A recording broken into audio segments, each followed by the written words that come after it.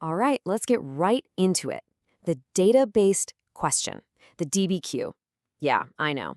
For so many of you, this thing is the final hurdle in your physics paper. And honestly, it can feel like a mountain.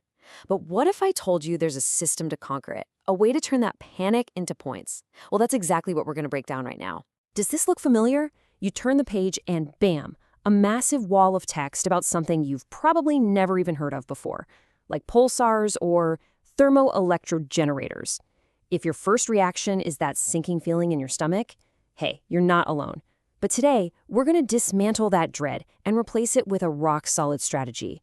So here's our game plan. First, and this is the most important part, we're going to talk about your mindset. Then we'll get into how to read these passages like a detective.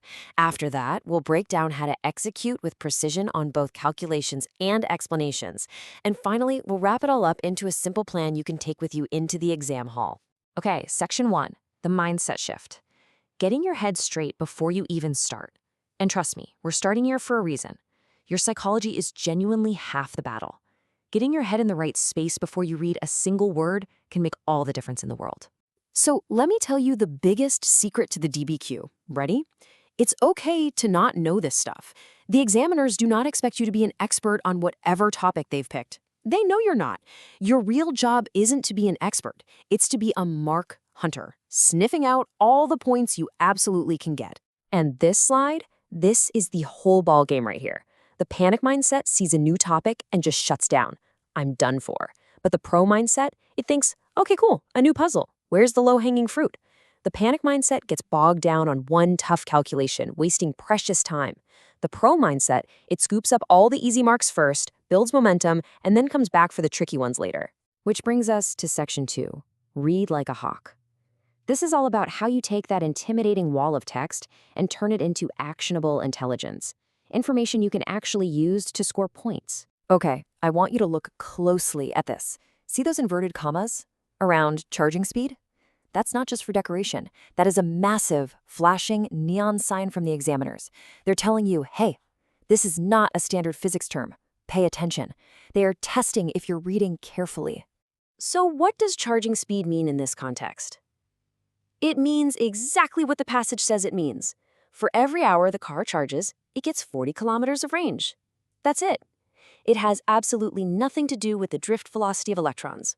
Please don't be the student who overthinks it and makes that mistake. The answer is literally right there in front of you. Here's another perfect example. The passage introduces this new, scary-sounding thing called angular momentum, but then, in the very next breath, it gives you a direct analogy. It tells you it's similar to linear momentum and that it's conserved. This is a direct instruction. They're literally telling you which tool from your physics toolbox to use for this new problem. So, here's your reading checklist. First, try to hold the whole story of the passage in your head. Don't just read it word by word. Keep the big picture. Second, underline every single number and unit. I promise you, they are almost never there by accident. Third, spot those traps, the inverted commas, the analogies. And finally, the most important question of all, constantly ask yourself, why did the examiner put this specific sentence here? All right, section 3, execute with precision, calculations. You've read the passage, you've gathered your intel, now it's time to turn that intel into marks. And this, my friends, is where so many easy points are won and tragically lost.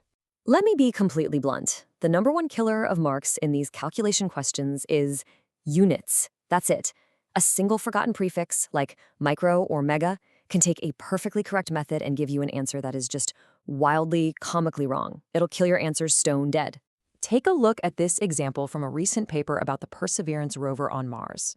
The question asks for the EMF of a thermocouple. The data they give you has the Seebeck coefficients. But look really close at the unit. See that? Microvolts per Kelvin. So what happens if you miss that tiny little mu symbol? You plug the numbers in and you get this, 308,000 volts. Just think about that for a second. That is a ridiculous number. That's enough voltage to power a small town, not a tiny sensor on a Mars rover. It makes no sense. And yet this is an incredibly common mistake, because the correct answer, of course, is 0.308 volts. The entire difference between getting the question right and getting it completely wrong, between a sensible answer and an impossible one, was a single Greek letter. The lesson here? Be meticulous. Check your units, then check them again. And here's another classic pitfall. The question asks you to find the total energy emitted in some nuclear decay. The table gives you the data, but it's labeled binding energy per nucleon. The key phrase there, the one you have to spot, is per nucleon. That phrase is an instruction. It means you can't just grab that number from the table and use it. You have to multiply it by the total number of nucleons to find the total binding energy. So please, don't just plug and pray. Actually think about what the numbers mean before you start typing on your calculator. Okay, let's switch gears to the other side of execution, the explanation questions. This isn't just about writing something that sounds smart. It's about linking your answer directly back to the core physics principles that you already know from your syllabus. Take a look at this question, again from that Mars rover paper. It's asking why an alpha emitter is the best choice for its power source. Now, when you hear alpha radiation, what's the first thing that pops into your head? A lot of students immediately wrote something like, alpha radiation is harmful to humans, which is true, but the rover's on Mars. There are no humans around. It's completely irrelevant to the question. The real physics-based answer links to the properties of alpha particles. They have low penetrating power. This means all their energy gets dumped right inside the generator, which maximizes the heat you can get from it. That's the answer that scores the marks. Always, always connect back to a fundamental principle. So let's bring this all home. Section 5, your final game plan. This is the whole strategy, simplified down into 4 clear, repeatable steps to take you from panic to pro. Step 1. Fix your mindset. Remember, it's okay not to know everything. You're a mark hunter. Step 2. Read like a hawk.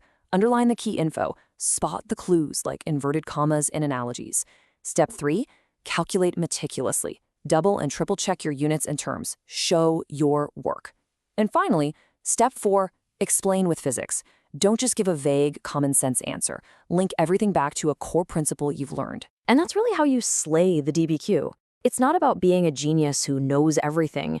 It's about knowing how to play the game. So the next time you're in an exam and you see that wall of text, don't ask yourself, do I know this? Instead, I want you to ask yourself a different question. Where are the marks hidden? Because now you know exactly how to find them.